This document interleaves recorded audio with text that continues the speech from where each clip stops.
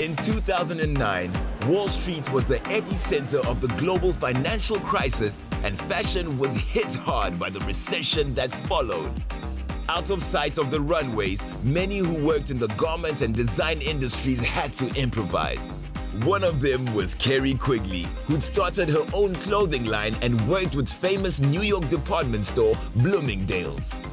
Forced to close her line and struggling to find consistent work, Carrie began to teach a small sewing class for children. It was a hit, and now students from across America and the world enroll here. I've always wanted to learn to sew and make my own fabulous clothes. What exactly happens here at the Fashion Experience? So we teach anybody how to sew their own clothing. So we start at the very beginning, teach you how to use a sewing machine, cut and measure your own fabric. We're gonna go fabric shopping today, and you'll come out with something amazing that you've made yourself. I can't believe I've never learned how to sew. I think it's such a nice skill to have.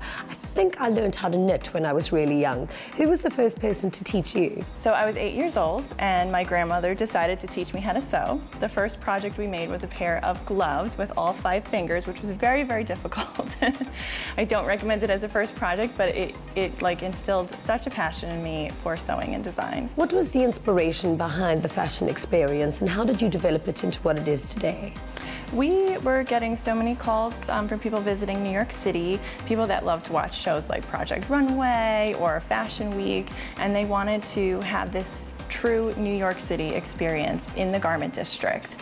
How do we get started? What's the first step? Okay, so what I'm thinking for you is a wonderful mini dress that's very form-fitting, very much your style. So probably like a lower neck and a lower back. So we can make the back really fabulous and make it super low cut, so super deep. Love that. Excellent. I love it. I think I'm going to want one in every color.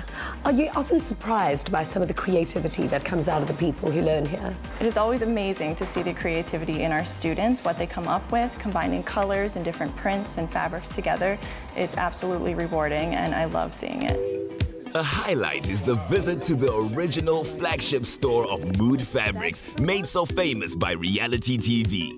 They boast 4 floors of every kind of fabric. Their in-house blog On the Runway also explains the hottest looks in fashion to help you make the perfect choice. First step is to make a pattern before we can cut the fabric. So what happens if I want to make my own dresses at home? How would I know how to make a pattern? You can draft the pattern with your own body measurements. Okay, let's do it. Okay, perfect. So first, our length is going to be 32. And that's the length of your dress from the shoulder to the bottom hem of the dress. And when we're making the pattern, we're only making it for 1/4 of your body. So we have to divide all of your measurements by 4. There's a lot of mathematics in this. I can see why I didn't become a pattern maker.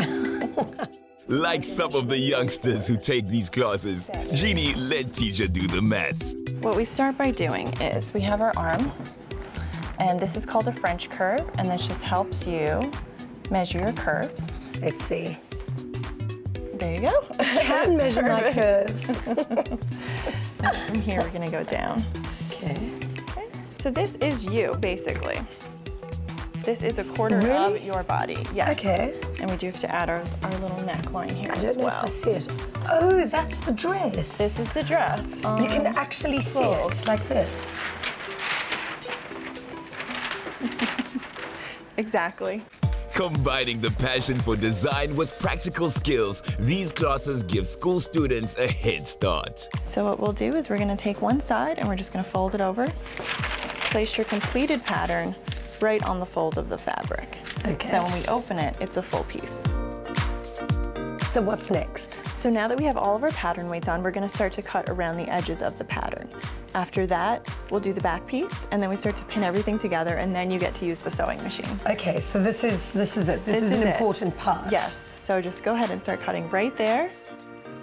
I mean, do people come in here and ever get like really major fashion disasters?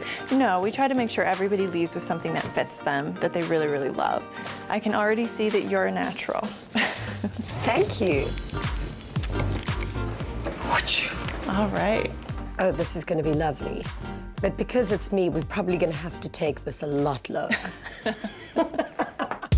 Unlike more out there designs seen on runways which don't necessarily get to market, this is about sewing real and wearable clothing. Oh, this is going to be so elegant. I love That's it. gorgeous, yes.